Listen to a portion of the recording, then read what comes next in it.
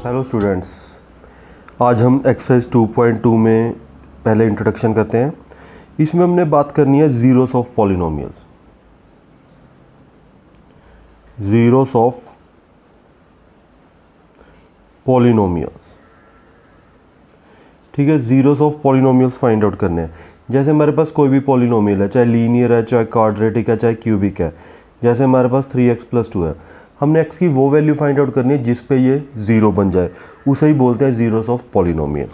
जैसे ये पॉलिनोमियल है, इसको ज़ीरो बनाना है तो हमने क्या करना है, पहले इसको ज़ीरो रख देना है, तो x की वैल्यू फाइंड आउट करेंगे। तो x की वैल्यू क्या आ जाएगी, -2/3। अब देखो इस पॉलिनोमियल की ज़ीरो क्या है, -2/3। अगर हम -2/3 इस पॉलिनोमियल में पुट कर देते हैं तो ये ज़ीरो बन जाता है। तो इस पॉलिनोमियल की ज़ीरो क्या है, -2/3। जैसे कोई भी है और कोई पॉलिनोमियल उठा लो, जैसे x+5 है, ठीक है। इसमें अब हम इसकी ज़ीरो फाइंड आउट करनी है तो इसको इक्वल टू ज़ीरो रख दो, ठीक है। तो x+5 = 0, तो x की वैल्यू क्या आएगी, -5।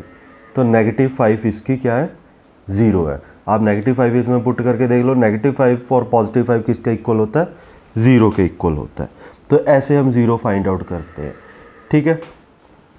तो अगर हमारे पास लीनियर पॉलिनोमियल हो तो उसकी एक ही ज़ीरो होगी, अगर क्वाड्रेटिक हो तो उसकी दो ज़ीरो होगी, क्यूबिक हो तो 3। अगर कांस्टेंट पॉलिनोमियल हो, जैसे कांस्टेंट पॉलिनोमियल जैसे 5 है, तो इसकी कोई ज़ीरो नहीं होगी। 5 है इसमें, क्योंकि अगर x है भी तो x की पावर 0 है, तो इसकी कोई ज़ीरो ही नहीं हो सकती। कांस्टेंट पॉलिनोमियल की कोई ज़ीरो नहीं होगी, और जो ज़ीरो ही है यानी पहले ही ज़ीरो है तो उसकी सभी वैल्यू क्या होंगी, ज़ीरो होंगी। जैसे हमारे पास कोई पॉलिनोमियल है 0x, अब x की कोई भी वैल्यू पुट कर दो तो वो ज़ीरो ही होगी ना, ठीक है। तो ये याद रखना है, ऐसे हमने इसकी ज़ीरोस फाइंड आउट करनी है पॉलिनोमियल की। क्यूबिक की 3 ज़ीरो होंगी, क्वाड्रेटिक की 2, लीनियर की 1, ठीक है। तो ये था हमारा। और अगर हमने चेक करना है भी ये इसकी ज़ीरो है या नहीं, ठीक है, तो कैसे फाइंड आउट करते हैं। जैसे हमारे पास कोई भी क्वेश्चन है, x+2 है, तो x की वैल्यू कुछ भी पुट कर दो, 1 पुट कर दो, तो 1 + 2 3। तो 1 is not the zero of this polynomial, क्योंकि 1 पुट करके ये ज़ीरो नहीं बन रहा, ठीक है। 1 पुट करके ज़ीरो। अगर मैं अब x की वैल्यू 2 पुट कर देता हूँ, ठीक है, सॉरी, x की वैल्यू 2 पुट कर देता हूँ, तो 2 + 2 4। तो again 2 is not the zero of this polynomial.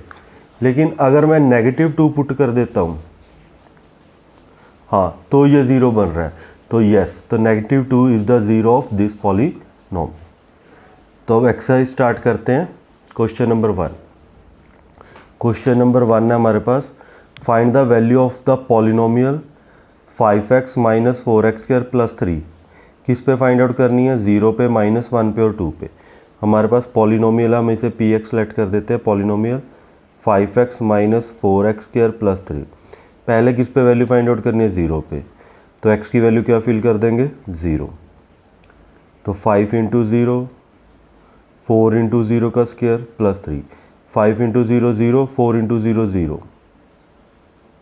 तो हमारे पास पहला आंसर क्या आ गया, 3। तो 0 फिल करके आंसर क्या आ रहा है, 3। इसी तरह सेकंड, अब x की वैल्यू क्या फिल करेंगे, -1।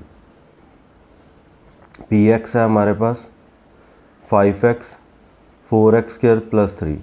अब x की वैल्यू -1, तो 5 × -1, 4 × -1 का स्क्वायर + 3। तो -5, -1 का स्क्वायर पॉजिटिव, तो ये -4 + 3। तो -5 और -4 -9 + 3।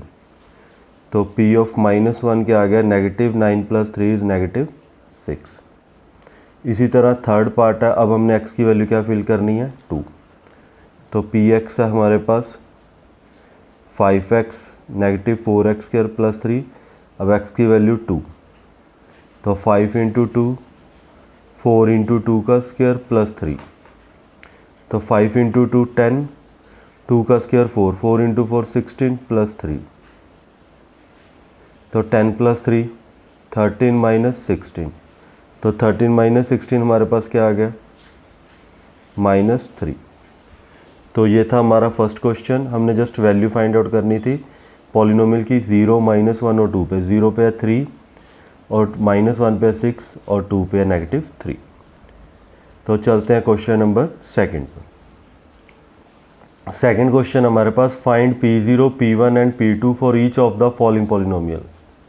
हमने पॉलिनोमियल की P0, P1 और P2 की वैल्यू फाइंड आउट करनी है। तो सबसे पहले हम P0 फाइंड आउट करेंगे, तो जहाँ जहाँ y है वहाँ वैल्यू 0 फिल करेंगे। तो ये आ गया हमारे पास आंसर 0 - 0 + 1, तो आंसर क्या आ गया 1।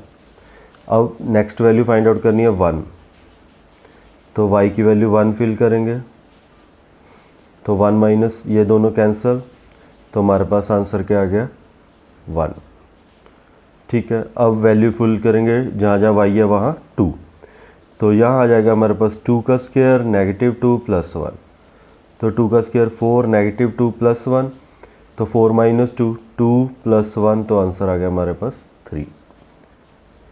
तो चलते हैं सेकंड पार्ट पर। सेकंड पॉलिनोमियल हमारे पास दी हुई है P of t 2 + t + 2t² और -t³। ठीक है, ये पॉलिनोमियल दिया। अब पहले हमने क्या वैल्यू फाइंड आउट करनी है P0, तो जहाँ t है वहाँ 0 फिल कर दो, तो 2 + 0 2 × 0 का स्क्वायर और 0 का क्यूब, तो ये आ जाएगा 2 0 0 0, तो आंसर क्या आ जाएगा 2। इसी तरह सेकंड वैल्यू फिल करनी है 1, तो जहाँ जहाँ t है वहाँ 1 फिल कर दो, तो 2 × 1 का स्क्वायर और 1 का क्यूब, तो 2 + 1 3, 2 × 1 2 -1, 3 + 2 5, 5 - 1 के आंसर आ जाएगा 4। इसी तरह अब वैल्यू फाइंड आउट करनी है P2, तो अब t की वैल्यू क्या पुट करनी है 2, तो t की वैल्यू अब 2 पुट करेंगे, तो 2 + t की वैल्यू 2 + 2 2 का स्क्वायर और -2 का क्यूब, तो 2 + 2 4, 2 का स्क्वायर 4 4 × 2 8 और 2 का क्यूब क्या आ जाएगा हमारे पास 8, तो 8 के साथ 8 कैंसिल, तो हमारे पास आंसर क्या आ गया 4। तो ये था हमारा सेकंड क्वेश्चन। अब चलते हैं क्वेश्चन नंबर थर्ड पर। सेकंड क्वेश्चन का थर्ड पार्ट। तो अब Px = x³ है, तो पहले हमने P0 फाइंड आउट करना है, तो 0 का क्यूब क्या आ गया 0। फिर P1 फाइंड आउट करना है, 1 का क्यूब क्या आ गया 1। फिर P2 फाइंड आउट करना है, तो 2 का क्यूब क्या आ गया 8। तो ये था हमारा थर्ड का आंसर। अब इसका फोर्थ पार्ट सेकंड क्वेश्चन का, P ऑफ x दिया हुआ है x - 1 और x + 1।